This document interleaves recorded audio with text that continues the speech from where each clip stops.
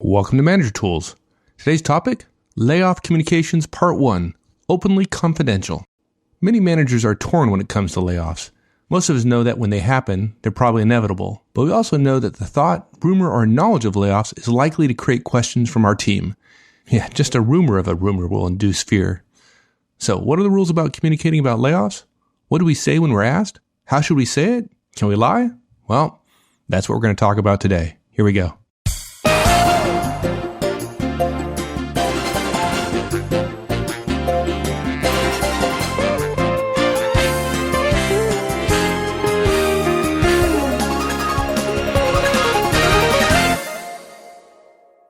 Man, there are a lot of managers that just absolutely get torn up when it comes to layoffs. Most of us know that when they happen, they're probably inevitable, right? It's you can see it coming. Yes, right? You see it coming miles away. And most managers understand that layoffs are often a painful necessity, albeit just a complete admission of failure on the part of management. The whole failure thing, I don't think a lot of people get. I think there's an anger at senior management and so on about the layoff, and they forget that the layoff is the result of things that happened in the past. Poor planning and poor forecasting and lack of lean focus and so on. And of course, some of us contribute to it by saying, we don't have enough people, we don't have enough people, we don't have enough people. I can't believe I can't get a rec. And too many of us don't worry about productivity and just think if we need more work done, we should hire more people. And then, of course, when there's a layoff, it's like, well, now we've got too many people. And, we need to staff for a 10% downturn rather than staff for the peak, which of course hospitals have known for years, but most large organizations haven't figured out quite yet. So yeah, we could have a long conversation about this particular topic. That would be more of like a leader tools type cast that we'll do sometime in the future. But we're going to talk about something a little bit more concrete, which is the idea that there are, and particularly in today's economic times, there's a lot of this going on, because there's been a lot of bad management, but the knowledge that there may be layoffs, right, and the rumors that go around just create a lot of questions from our team. Right. And people want to know. Yeah. Yeah. And then these rumors create a lot of fear. So then there's the question of, well, how do we communicate about layoffs? What do we say when we're asked, right? We want to protect confidentiality, but then our team asks us, well, hey, I understand you just got a meeting about layoffs. And that creates a dilemma for a lot of managers. Yeah.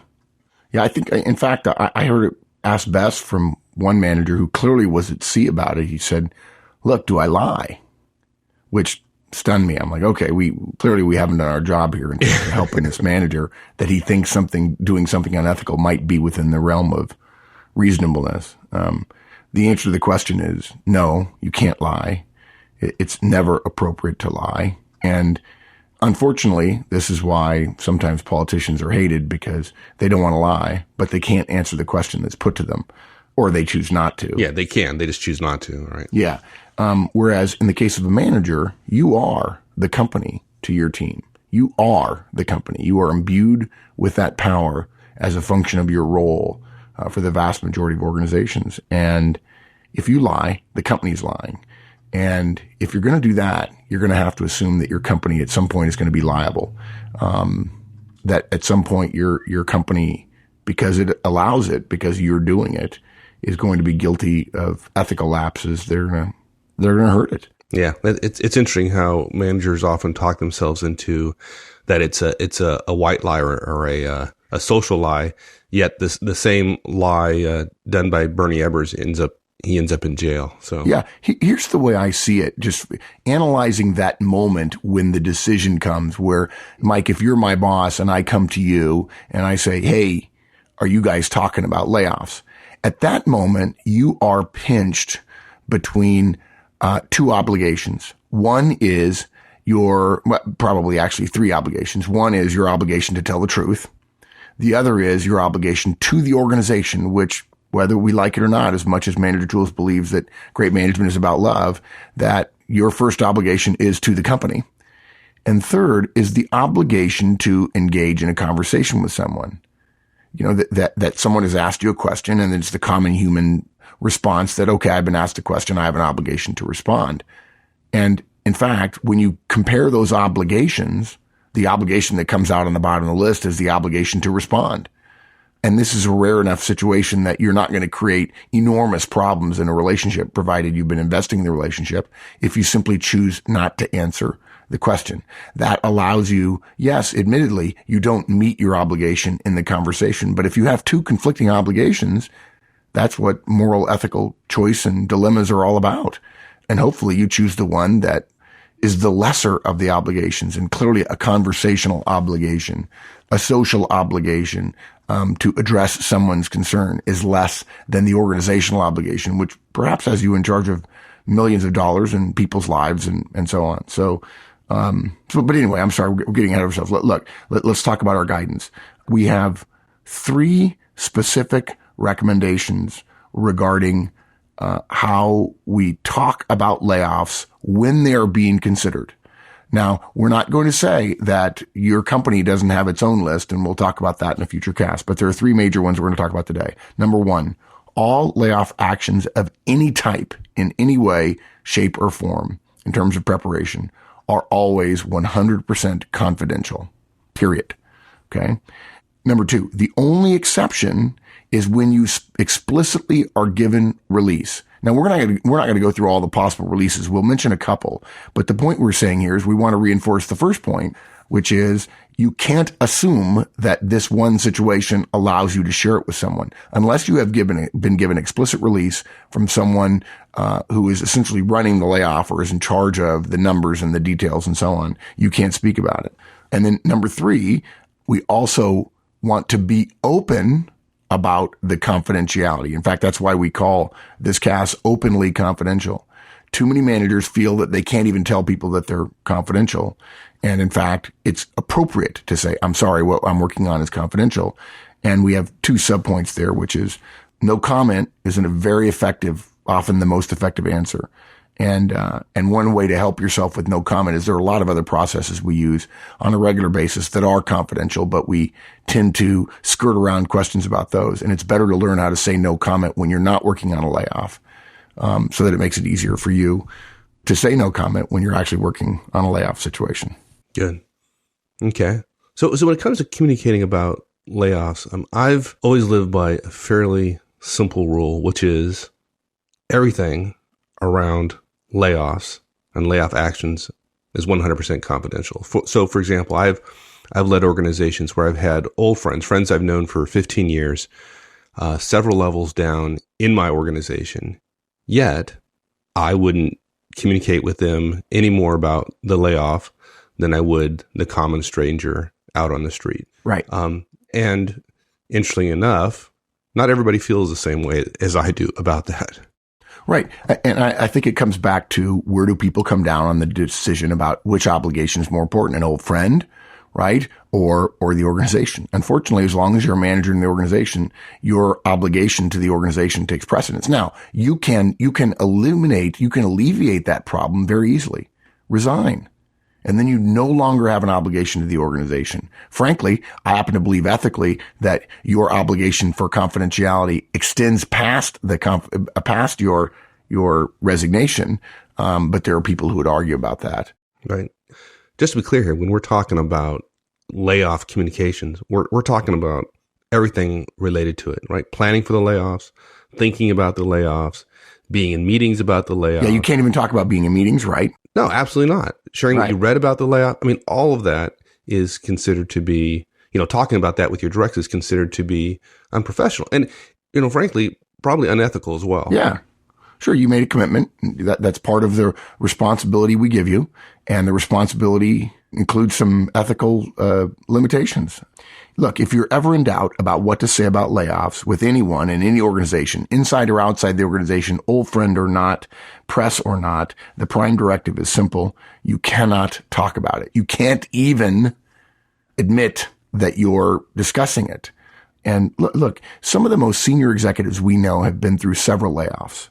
If you have a long career, you're going to go through layoffs. It's regrettable, and let's hope that 100 years from now, we figured out how not to do that. But I dare say we won't. These people we know, they admit that they assume, quite frankly, that everyone, when you go through something several times, you're a victim of something called academic creep. And they just assume everybody knows that, holy Toledo, of course you know that it's confidential. You can't even tell people what kind of meeting this is. And they sometimes forget to tell people, and then take it a step further, particularly for the more junior people in the meeting.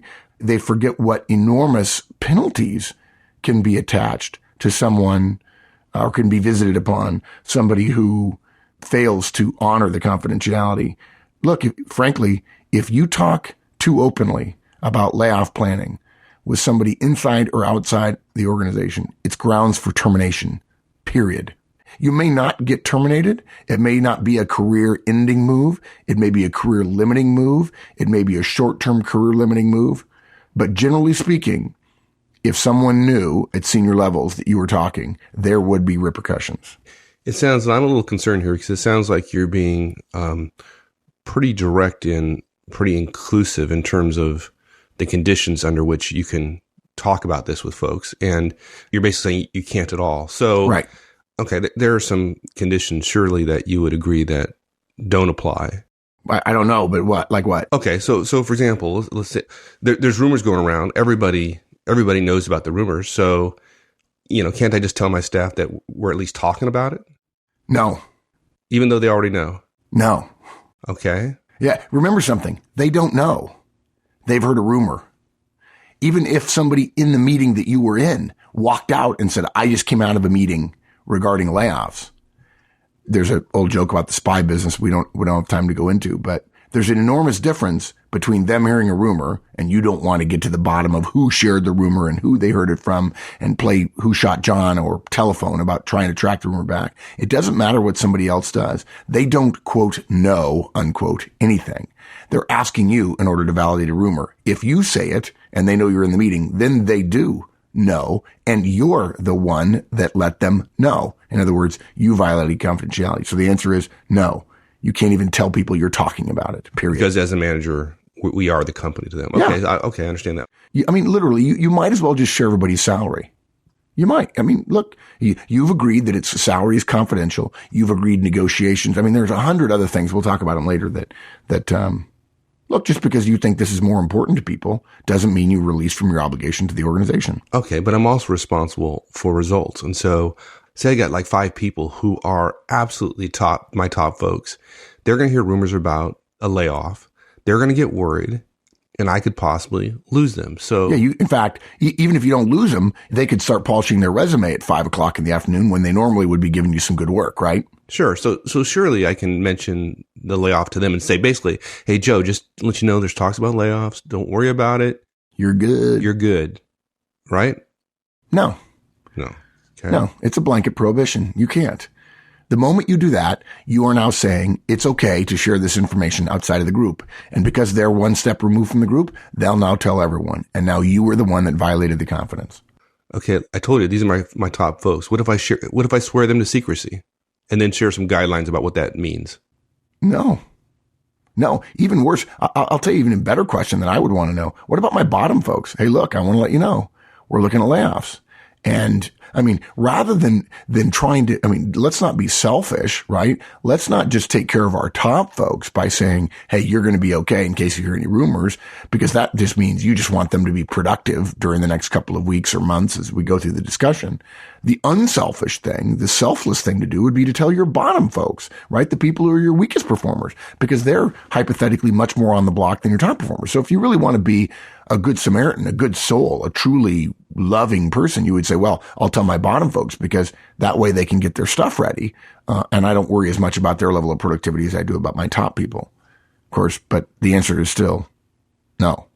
Okay. And certainly I can talk to you. Let's say I get out of a meeting about the layoff with my boss, my peers. I can certainly convince with them about it, right? No, you can't. There will come a time when you might get to sit down with your boss and perhaps your peers in a closed meeting regarding layoff planning. But I'll tell you how these rumors start is managers come out of the meeting. 2 managers say, okay, we were in the meeting. So the cone of silence extends to us wherever we go and we can talk about it amongst ourselves. No, you can't. You can't talk about what's going on in the meeting or even that there was a meeting or what the meeting was about with anyone, period, unless you are having a specific meeting regarding specific operational and planning steps and everyone understands that that meeting is confidential as well. No, you can't. Look, all layoff planning, the communication of it, the choosing of it, the staffing, the timing, the HR interactions and so on, it's completely and utterly confidential. You should treat this as private health information, the sharing of which is a deep dishonor to the entity to whom you're obligated, which in this case is the organization. And like it or not, your organization, your company is not a faceless entity. It is you. You are it.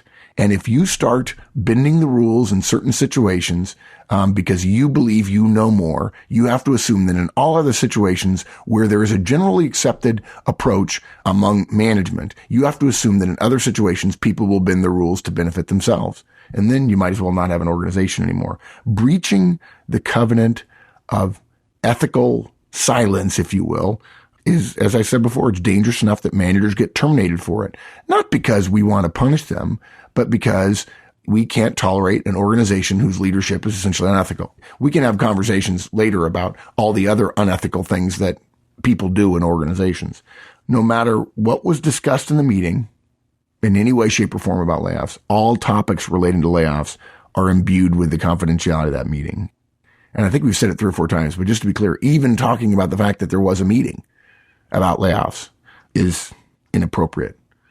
And look, people are smart, right? They're going to ask you a question. And if they've been around a while, if they've been through a few, they're going to have very carefully crafted questions designed to make it easy for you to feel like you can answer it that is not divulging something. But when somebody brings it up, if somebody were to say, hey, what was that meeting you're just in? I'm sorry, it's confidential.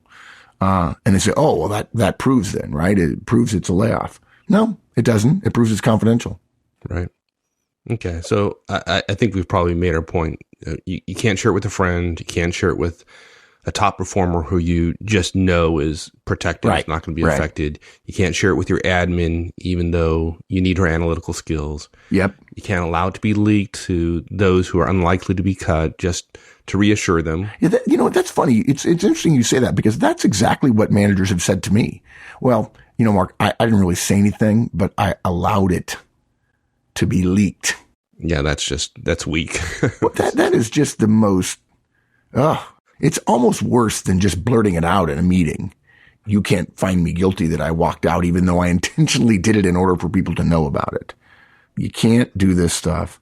Failure to comply is grounds for the end of your professional experience at that organization because it's an ethical breach and we have to have some rules about ethics. We don't talk a lot about ethics at Manager Tools because we assume if you truly are a loving, compassionate boss, you understand that ethics underlie all professional relationships that are based on compassion and concern for other people. But this is one where there are consequences, and the consequences are based on that ethical underpinning that we assume we don't have to talk about, but is a critical part of what makes us human and professional and people of good moral standing that tell the truth. And if you can't tell the truth, the other choice is not to lie. The other choice is to not talk. All right. Well, okay, so let's talk about our second point, which is the only exception to the rules above is when release is explicitly given. And there are rare exceptions where that happens, right? Yeah. I mean, either, for example, there's a small group that's been explicitly exempted from the layoff planning. Right. And someone is invited into the discussions once they've already started. Yeah. And, typically it's your boss or somebody in senior management saying, hey, we're going to communicate very specifically with these folks. But even then we have some specific guidance about what that means and how to do it. Yeah. It's funny. The key word in all of this in terms of exceptions is explicit. It has to be known to everyone in the room and stated out loud by key people in charge of the process. You can't exempt people. And I want to give a perfect example of how critical this is. Let's assume there are 5 layers of management at a company. Okay. There are actually 6 layers of employees, and that 6th layer is the frontline individual contributors. There are 5 layers of management. Let's say that you're in a meeting with all 5 layers. It's not a huge company. Maybe it's 500 people or something and there are 5 layers. Maybe it's 1,000 people and there are 5 layers of management. You're in a meeting with all 5 layers, or at least a slice of them, and you're having a discussion. And there's no discussion about any explicitness. I want to put in the back of your mind, it is going to happen that there is also going to be a meeting later that you're not in, much like the lowest level, the 6th level, if you will, of the company, if you start talking from the top, and in this case, in much the same way that in the meeting you're in, the level below you, if you're a frontline supervisor, is not in the meeting. There is another meeting that's going to happen, and you're not going to be in it because they may be looking at layoffs of managers or frontline supervisors. You have to assume, therefore, that things need to be said explicitly. You can't assume that you can exempt part of your group because you may be thinking, I'm going to exempt part of my group. I'm not going to say it explicitly because they're not exempting you. Yeah, but they're not exempting me and I'm in the meeting. Right. So I think it's really critical. That word explicit is so important. And I've seen some managers get tied around the axle on this. They say, look, I've got a 200 person organization, Mark. I need to exempt these 10 people. So no, what you need to do is create a case for fighting that none of them get touched, and you fight for it. But until it's explicitly granted, okay, you're right. We're going to leave those people untouched, and we want to communicate about that because we believe what they're doing is so important. Unless that's explicitly done, those people are not off limits, and you certainly can't communicate to them about it. You have to not only be given they have to be explicitly exempted, and then they have to be given a release to talk about it. Right. And another caution here is that, let's assume for a second that your boss does not listen to manager tools. And so if your boss doesn't follow this guidance and they make the mistake of explicitly designating a part of your organization as being exempt, they may be in very hot water as well because perhaps their organization is Exactly. getting ready to be cut. So it's got to be from fairly senior. So if you're a manager, you go to your senior manager and the senior manager says, oh yeah, don't worry about that group. Yeah, tread carefully there because they may be in breach of confidentiality. Yeah. So it is still possible that a group would be exempt and they would not be told that. And remember now, we're talking about confidentiality here, not about all the details of layoff, but the only time you could be exempted, or one of the rare times that you would be exempted or that you would be allowed to say something outside of the meeting is when someone is explicitly exempted from the layoff and a decision is made to tell them explicitly. You can tell them. So you could have both. Either some people are told and some people are not. And too often, this is just handled poorly and it ends up in difficult situations quite often. I think what's important to recognize too is if you look at the other situation, let's say someone's admin is, you mentioned about bringing somebody into the process after it's already started. Obviously, if you're going to invite somebody to the meeting after the working group has already been decided upon, it does little good to invite them if they don't know what the meeting is about. You can't bring your admin to a meeting because you need his analytical abilities. They have to be explicitly requested, and then you get explicitly to go tell them, hey, I need you to come to a meeting with me. It is confidential. We are going to be talking about layoffs. And you need to explain to them they are bound by the confidentiality principles, whether they're a manager or not. Good. Okay. And when you do that, we found that it may very well need to be scripted, right?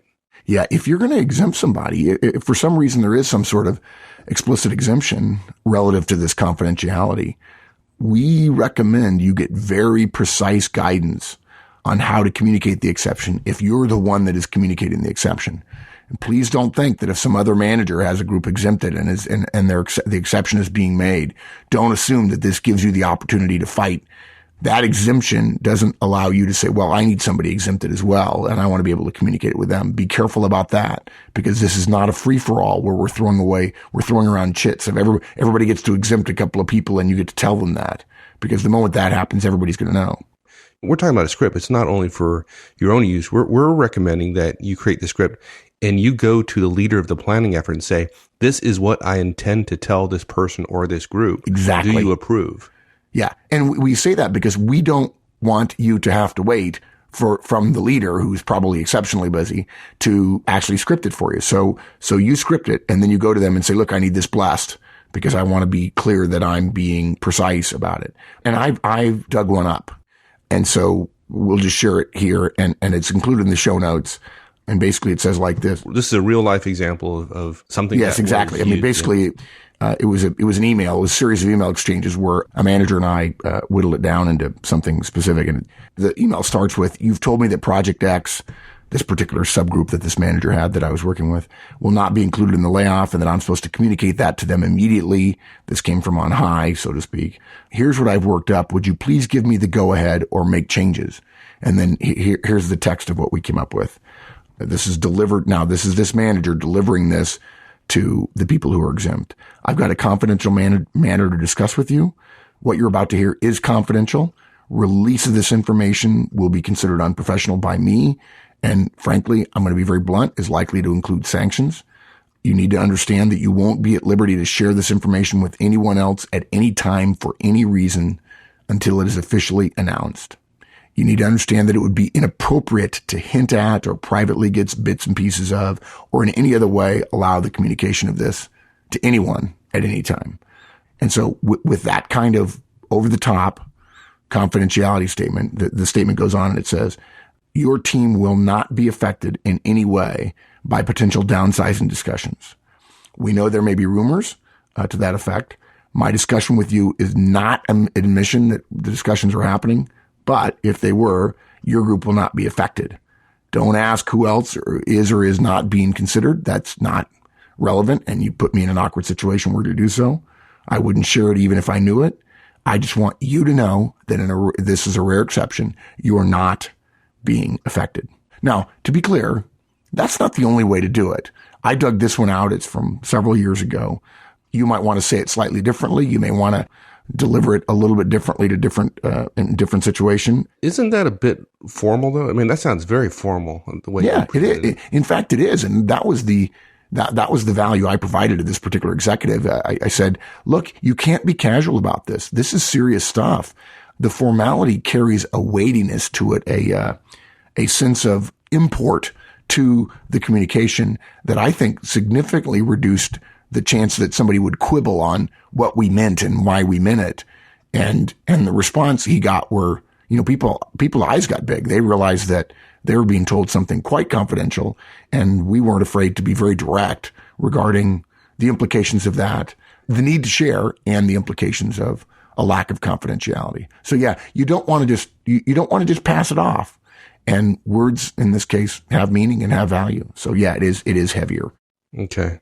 Well, talking about heavy, let's talk about point number 3, which is you're just absolutely confusing me. You're saying be open about confidentiality always. Yeah. Be open about confidentiality. Yeah. It does sound funny, but we intend it to be funny and yet remind us of how serious it is, because layoff planning is confidential, but we don't have to be confidential about the fact that it is confidential. And that's where managers get twisted around the axle. A lot of us associate the privacy of the process with the need to deny that some things are confidential, because, well, managers would say admitting something is confidential is to suggest that something is amiss, or people are going to be able to guess if I say something's confidential. And look, yeah, that's true. They may be able to guess. They've probably already guessed. Somebody else is leaking this stuff, but it ought not to be you. And frankly, the tap dancing that some managers do around these kind of things makes it obvious as well, rather than simply saying that what we're doing is confidential. So look, it's real easy. Just say it. What I'm working on is confidential. I'm sorry.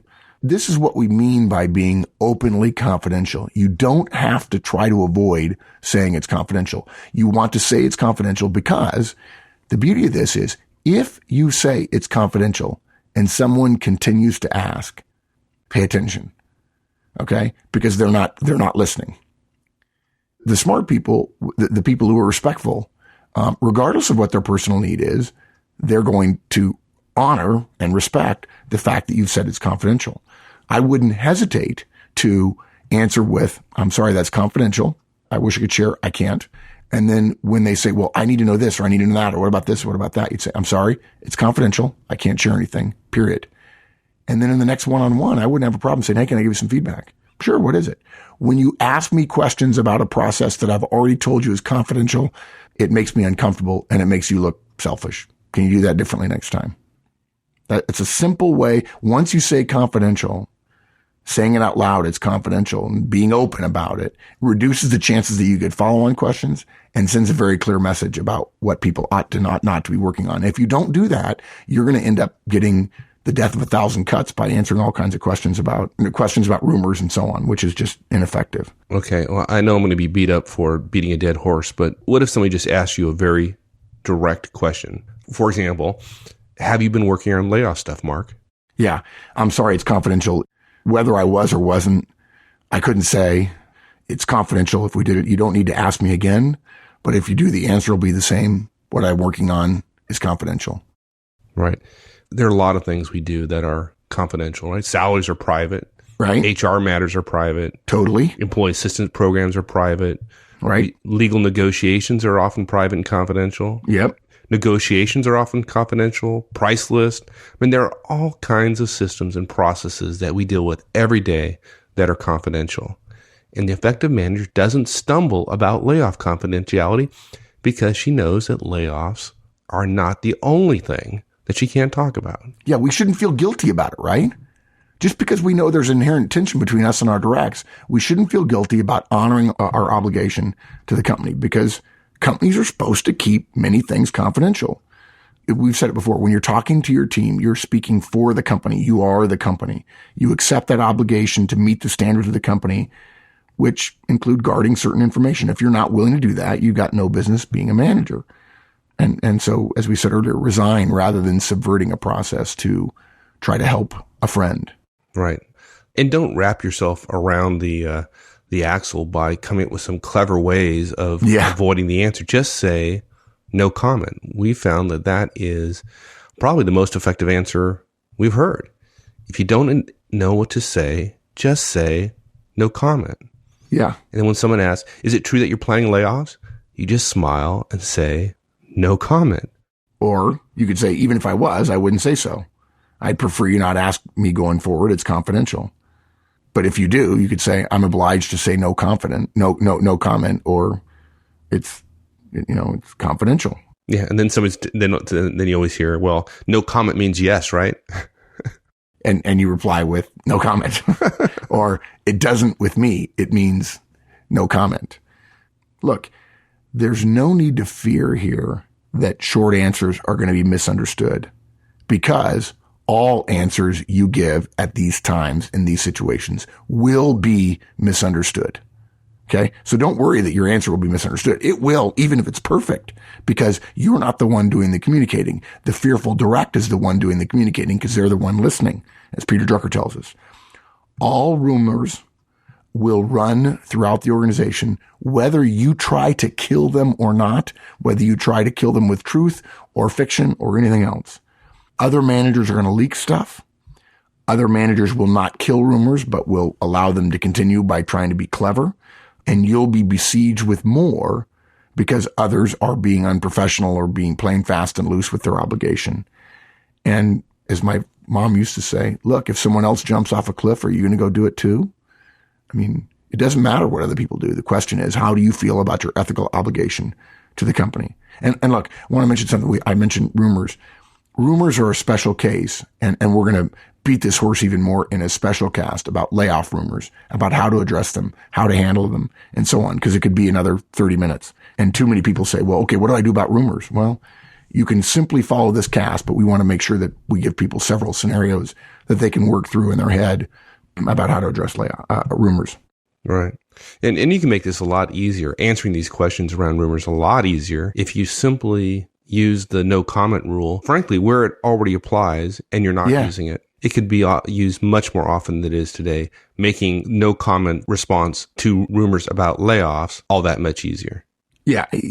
Don't dance around issues about pay or performance results for a particular individual or a development plan or HR issues. I never forget a direct coming to a manager and saying, hey, were you just meeting with Bob about something? And he goes, yeah, we were meeting about, and he does a little quote, air quotes with his fingers. He says, we were meeting about his performance plan. It's like, dude, you just completely threw your dude overboard there. Yeah. Not cool at all. So what you say is, I was just talking to Bob, no comment. And believe me, for many, many people, they'll kind of raise their eyebrows and they'll say, wow, that's terrible. And they'll go tell their friends, oh, gosh, Mark said no comment. Your closer directs are going to get their feelings hurt, probably. Yeah. For a while, and then they'll get over it. Yeah. And I think what we're doing is we're teaching about the conflicting obligations in the workplace. And in the beginning, you're going to go over a little bit of a horseman curve where people, they're going to get their feelings hurt. But look, too many of us feel we're obligated to answer every question that is put to them, that is put to us as fully as we possibly can. I never get this quote quite right, but someone was being interviewed once and they said, you're entitled to an honest answer to any question to which you're entitled an answer. Meaning, if you ask me a question that it's not rightful or appropriate for you to ask that question, I don't have to be honest with you, right? Now, I think that was a Hollywood celebrity, or it may have been some celebrity of some sort. I thought it was a brilliant way to say, look, I don't have to answer all your questions truthfully. In this case, we're trying to send you a message. You don't have to answer all the questions. Or let me put it this way. You do. You can say no comment. It's not the answer they want, but it is the answer you're obligated to give. Right. The key is if you answer the question, then you have to answer it honestly. Yeah. But you don't have to answer every question. Right. Exactly. Yeah. You can safely assume that just like payroll or competitive pricing, what I've been doing is confidential. I'd appreciate some grace going forward because I'm not going to answer any questions about it. If in fact I'm doing that. Look, it's simple. Layoffs are not kept confidential by managers because we're really good at cleverly deflecting questions. Cleverly deflecting questions is a recipe for disaster. There are going to be rumors no matter what we do. The fact is, confidentiality is maintained by managers making an ethical commitment to their role and sticking to it. You don't have to be clever. You simply have to honor your obligation. That's it. Good. So quick wrap up? Yeah. Layoff preparation, planning, processing, operations, anything, totally confidential, always 100% confidential. There are cases where an explicit release is given and you may want to have that scripted. And our recommendation is actually to be open about confidentiality, to be honest about it and say, I'm sorry, that's confidential, and do it with a smile. Saying no comment is a very effective answer. Yes, people will think it means something, but that's up to them and they already have rumors. So you're not going to solve those anyway. And a great way to help yourself with this is to be more candid, if you will, about confidentiality, about so many other processes that ought to be confidential that we tend to avoid saying no comment about for whatever reason, because we want to make people happy. And if we start saying no comment about a few more things that are private, it'll make it much easier to say no comment when we're in layoff planning. Good. All right. Thanks, my friend. Thanks, partner. We'll see you. Thanks, everyone. That's it. And before we go, quick announcement. We just announced our May 20th Los Angeles, California Effective Manager Conference. If you're on the U.S. West Coast and you haven't gotten to the conference but you want to, it's one full day of one-on-ones, feedback, coaching, and delegation, and then how to roll it all out to your team. Again, that's May 20th in Los Angeles, California. Check out the website for more details, www.managertools.com. All right, folks, we'll see you all again next week. So long.